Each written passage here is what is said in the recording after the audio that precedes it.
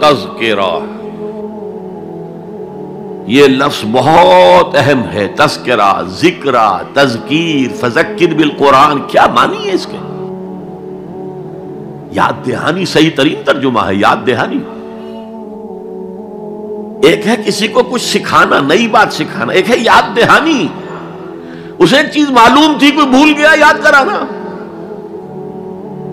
جیسے آپ کے کسی دوست نے آپ کو بہت قیمتی قلم دیا تھا، آپ نے اسے بہت سنبھال کر اپنے ٹرنک میں رکھ دیا، اب سال ہا سال ہو گئے، نہ دوست سے ملاقات نہ وہ یاد، اچانک آپ نے کسی روز ٹرنک کھولا اور وہ قلم آ گیا، تو آپ کو دوست یاد آ جائے گا کہ نہیں؟ اسی لیے قرآن آفاق و انفس کے لیے آیات کہتا ہے، ہم اپنی آیات دکھائیں گے تمہیں، نشانی جس کو دیکھ کر تم ہمیں پہچانو گے۔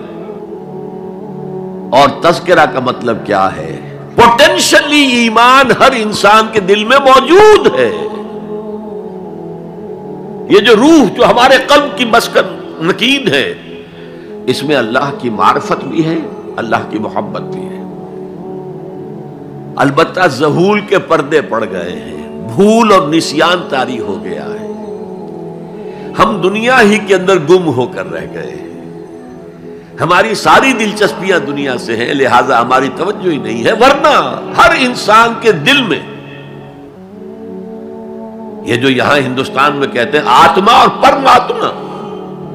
آتما اور پرماتما کا تو تعلق بہت گہرا ہے، ابتدا میں بنا دی گئی تھی ارواح، جب ہم سب کے سب تمام انسان آدم سے لے کر اور تا قیامت جو انسان آئے گا دنیا میں، ان سب کی ارواح پیدا کر دی گئی،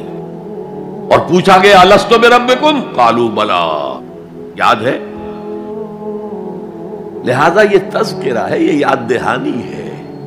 تمہارے اندر موجود ہے، اللہ کی معرفت بھی موجود ہے، اللہ کی محبت بھی موجود ہے، لیکن کلا بل ران علی قلوبہم ما کانوا یعملون، ان کے دلوں پر زنگ آ گیا ہے اب ان کے اعمال کی وجہ سے، شیشہ جو ہے وہ زنگ آلود ہو گیا۔ حضور نے فرمایا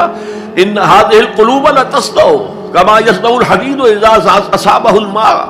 ان دلوں پر بھی زنگ آ جاتا ہے جیسے کہ لوہے کے اوپر پانی پڑتا رہے تو اس کو زنگ آ جاتا ہے۔ پوچھا گیا فما جلاؤھا یا رسول اللہ،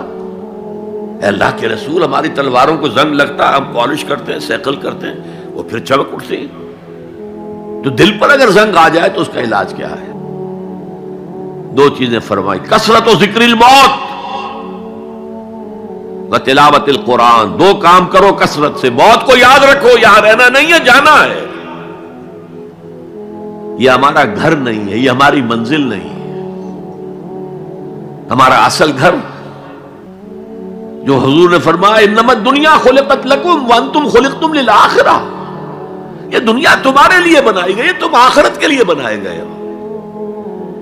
اسی لیے حضور نے فرمایا کن فی الدنیا کانک غریب عابر السبیل،